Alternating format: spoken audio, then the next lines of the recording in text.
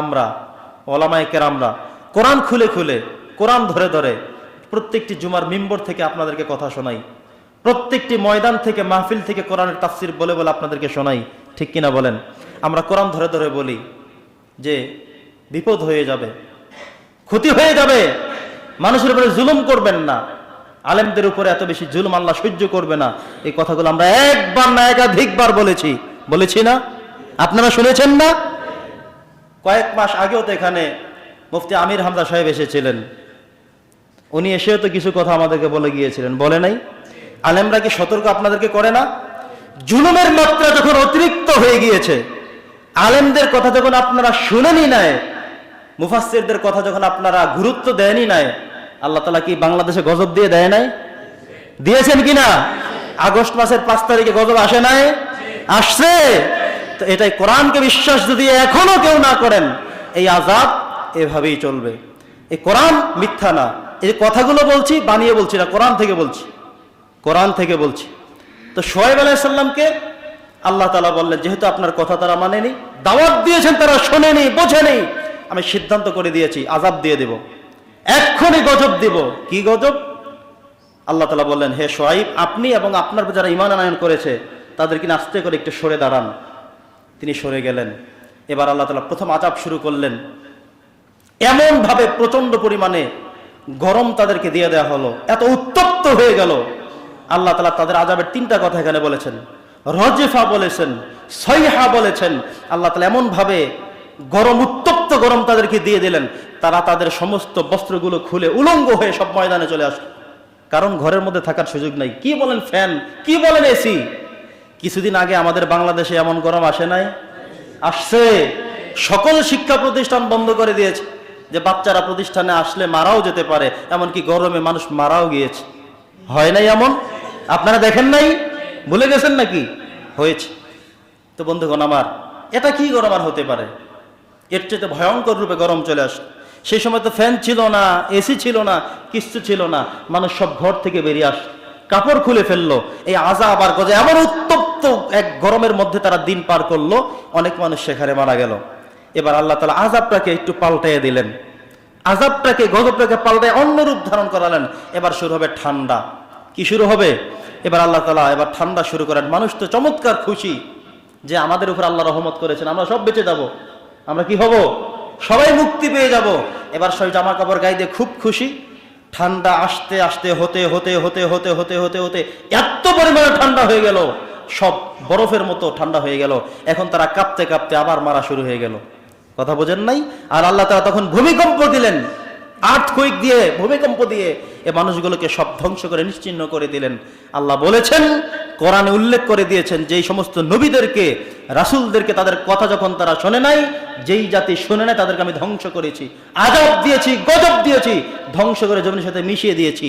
এভাবে যদি জুলুম কেউ করে, কিয়ামত পর্যন্ত কেউ করে, এই 2024 সালেও যদি কেউ করে, 35 সালে গিয়ে যদি কেউ করে, 2070 সালে যদি কেউ করে, আল্লাহ কি সে আল্লাহ আছেন না? আল্লাহ কি 70 সালে বুড়ো হয়ে যাবেন নাকি? আল্লাহ কি আছেন? আগের মতো আছেন তো? বিশ্বাস রাখতে হবে আমাদের, আল্লাহ আগেও যেমন পেরেছেন, এখনো তিনি পারবেন। বিশ্বাস আছে আমাদের? আল্লাহকে ভয় করে চলতে হবে। জুলুম করতে করতে আপনি যদি সীমানা অতিক্রম করে ফেলে যান, আল্লামা সাঈদী বলেছেন, এমন সময় আসবে ইন্দুরের গর্ত খুঁজে পাওয়া যাবে না। বন্ধুগণ আমার, জুলুম করবেন না কেউ, কখনোই। আপনি যেই হন না কেন, যেই দলের, যেই গ্রুপের যেই হন, জুলুম করবেন তো জুলুম একটা সীমানা ছাড়িয়ে গেলে আপনাকে মাজলুমরা কখনো ছেড়ে দিবে না। মাজলুমরা ছেড়ে দিলেও আমার আল্লাহ তাআলার আদালত কখনো তাকে ছাড় দিবে না, কখনো ছাড় দিবে না। এই কোরআনে আল্লাহ তাআলা এগুলো উপস্থাপন করে আমাদেরকে কিয়ামত পর্যন্ত এগুলো ট্রেনিং আমাদেরকে দিয়ে রেখেছেন, যে শোনো, সেই সময় শুআয়ব নবীর ইতিহাস আমাদেরকে পড়তে হবে কেন? শুআয়ব নবীর ইতিহাস, ওই সময় ধ্বংসযজ্ঞের কথাগুলো আমরা জানতে হবে কেন? শুনুন, আমরা আরো বলছি। কোরআনুল কারীমের 9তম পারার 1ম পৃষ্ঠার 2য় আয়াতে যেটা এসেছে, আল্লাহ সুবহানাহু ওয়া তাআলা তাদেরকে যে আযাব দিয়েছেন, ফাআখাযাতহুমুর রাজফা ফাআসবাহু ফি দারিহিম জাসিমিন। আল্লাহ বলেন, তাদেরকে এমন করে এক প্রচন্ড ভূমিকম্পের মতো আমি পাকড়াও করে ফেললাম, ফলে তারা সকাল যখন হয়ে গেল নিজেরা জমিনের মধ্যে উপুর হয়ে পড়ে গেল। এই অবস্থায় তাদের ভূমিকম্প হয়ে সেখান থেকে তারা সবাই ধ্বংস হয়ে গেল। এরপরে আল্লাহ বলছেন আল্লাযীনা কাযযাবু শুআইবান কাআন লাম ইয়াগনাউ ফিহা, এই শুআইব নবীর কথা আল্লাহ বলেছেন যারা শুআইব নবীকে মিথ্যা প্রতিপন্ন করেছিলেন। কোন নবীর কথা? শুআইব নবীর কথা। আল্লাহ তাআলা নবীদের নাম ধরে ধরে, রাসূলদের নাম ধরে ধরে তাদের অধিবাসীরা, তাদের অনুসারীরা কেমনে মানে না, কেমন কি করেছে সব কিন্তু আল্লাহ তাআলা কোরআনে বলেছেন। এই কথার সাথে আপনাকে মিলাতে হবে, কারণ কোরআনুল কারীম পৃথিবীতে আসা বন্ধ হয়ে গিয়েছে কবে? ১৫০০ বছর আগেই নবীজি চলে গিয়েছেন, কোরআন নাজিল বন্ধ হয়ে গেল। এখন বাংলাদেশে আবার কোনো মানুষের নামে নতুন করে সূরা আসবে না। আপনাকে আমাকে কি করতে হবে? ওই যে জামানার সেই নবী রাসূলদের ইতিহাস থেকে মিলাতে হবে, ইতিহাস থেকে শুনে শুনে মিলাতে হবে।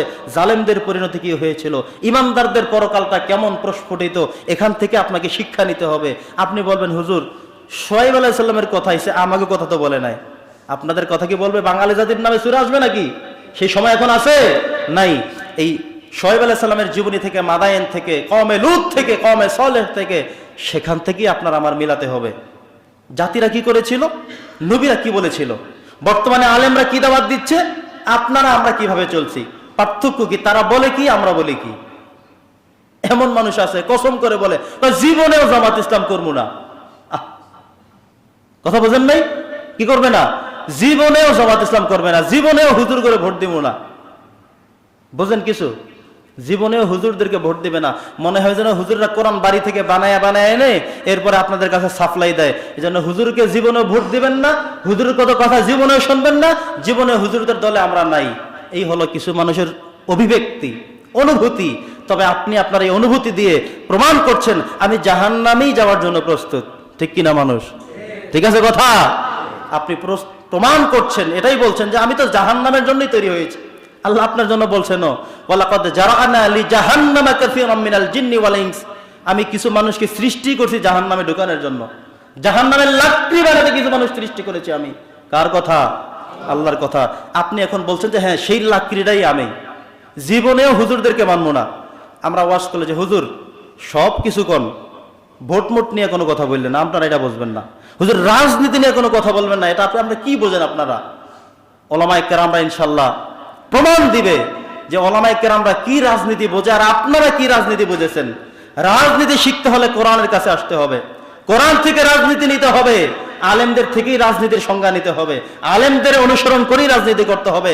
তাইলে এই পৃথিবীতে শান্তি আসতে পারে, এছাড়া অন্য কোনো উপায় শান্তি আসার কোনো সুযোগ আছে? আছে বন্ধুগণ আমার, আমরা শেষ করে দিচ্ছি। শুআইব নবীর জীবনী থেকে 3টা লাইফ লেসন আমরা নিব, 3টা শিক্ষা নিব। নাম্বার 1, এই জাতিরা ওজনে কম দিত। কি করত? কথা বলেন। ওজনে কম দিত, এই জন্য আল্লাহর থেকে আযাব চলে আসে। এখানে যারা ব্যবসা করেন, যতজন ব্যবসায় জড়িত আছেন, আপনি হয়তো সুপারির ব্যবসা করেন, কাঁচামাল বিক্রি করেন, কাপড়ের দোকান করেন, ফলের দোকান করেন, যেই ব্যবসা করেন, যে যেইটা করেন, আমি তো এখানে আর 100 পদ ব্যবসার নাম এখানে বলতে বসি নাই, যে যেইটাই করেন আপনি জানেন যে আপনার ব্যবসার মধ্যে চুরিটা হইল এইটা।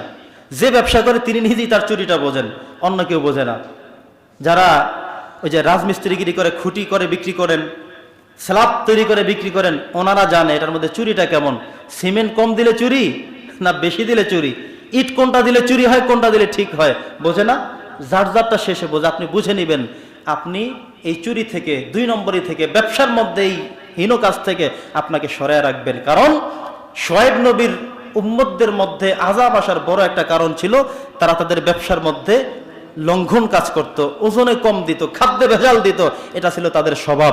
আল্লাহ তাআলা সেটা মানেননি, তাদেরকে আযাব আর গজব দিয়ে একদম ধূলিসাৎ করে জমিনের সাথে মিশিয়ে দিয়েছে।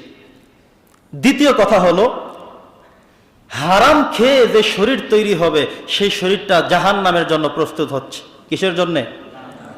আল্লাহ রাসূল সাল্লাল্লাহু আলাইহি ওয়াসাল্লাম বলেছেন গুযিয়া বিল হারাম লা তাদখুলুল জান্নাতা জাসাদ, ওই শরীরটা বেহেশতে প্রবেশ করবে না যেটা গুযিয়া বিল হারাম।